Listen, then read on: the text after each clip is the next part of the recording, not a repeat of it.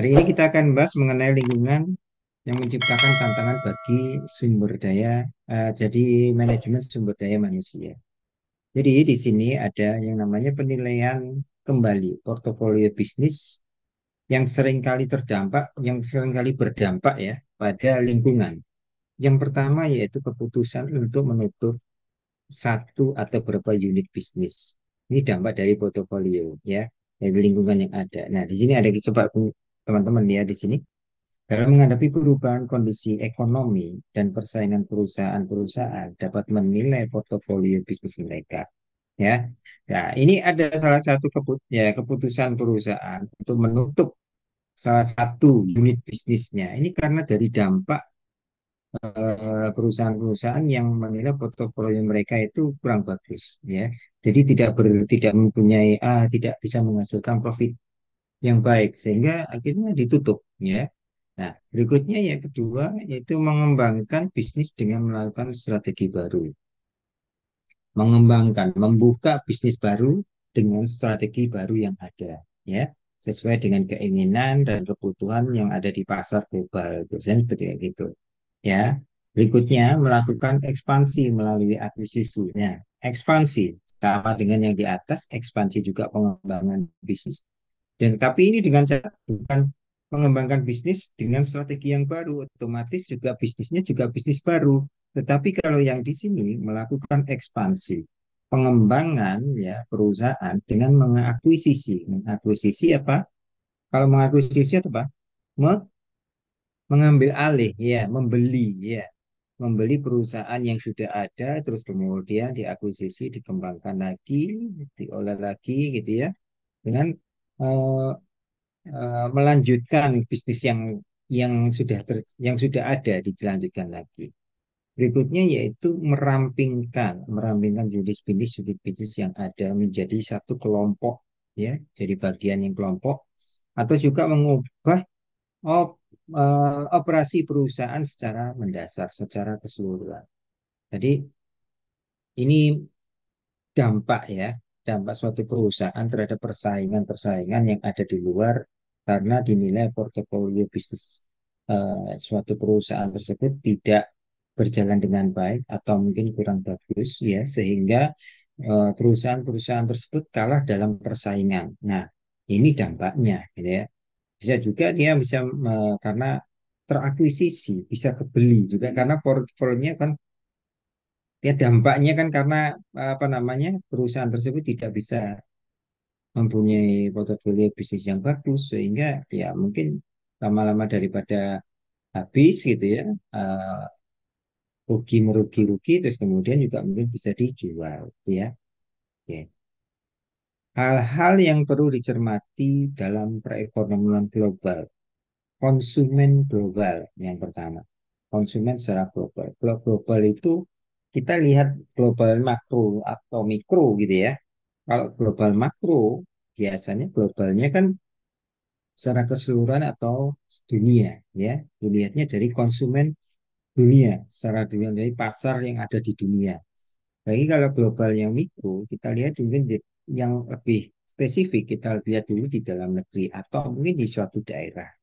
Ini perlu dicermati ya, perubahan-perubahan perekonomian yang terjadi di suatu negara tersebut atau di luar negeri secara umum ya, secara keseluruhan.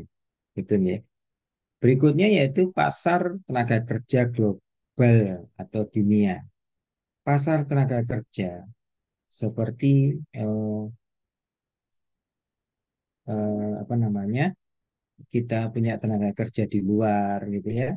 Ada suatu perusahaan yang membutuhkan sumber daya manusia yang lebih banyak sehingga dibutuhkan tenaga kerja yang bisa diambil dari beda negara ya, atau mungkin dibedakan dengan beda negara dengan spesifikasi yang lebih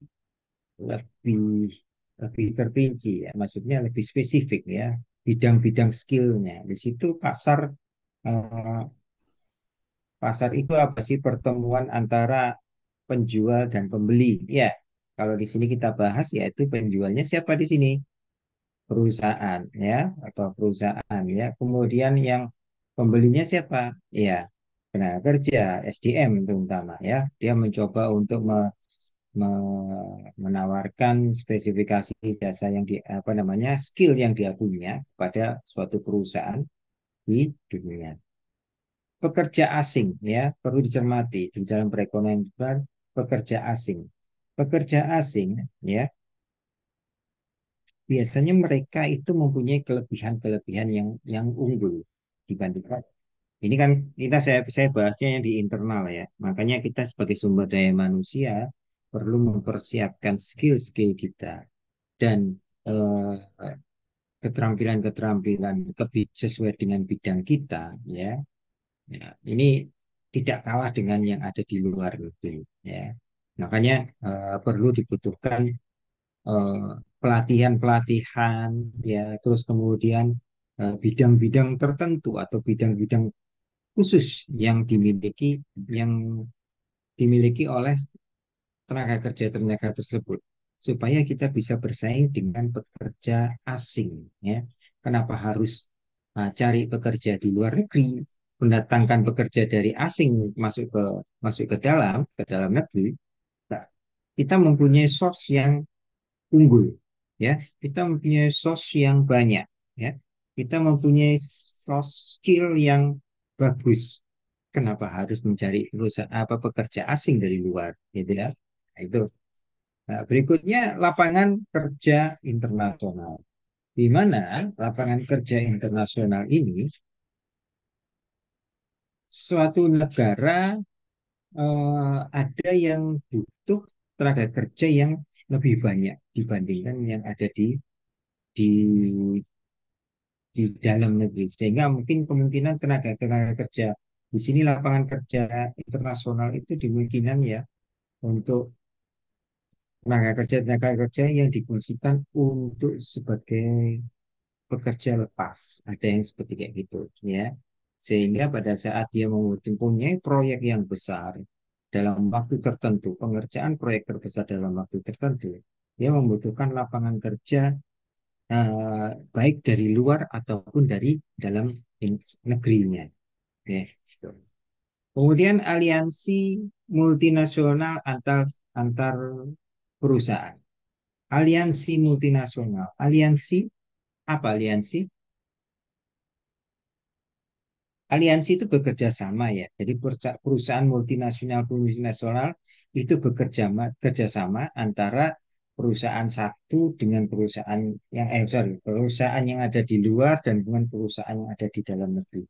Ini tentunya mungkin beda ini ya, beda beda bidang, tetapi saling membutuhkan. Nah, ini aliansi multinasional antar perusahaan. Jadi ada kerjasama antara perusahaan dalam negeri dengan perusahaan yang ada di luar negeri.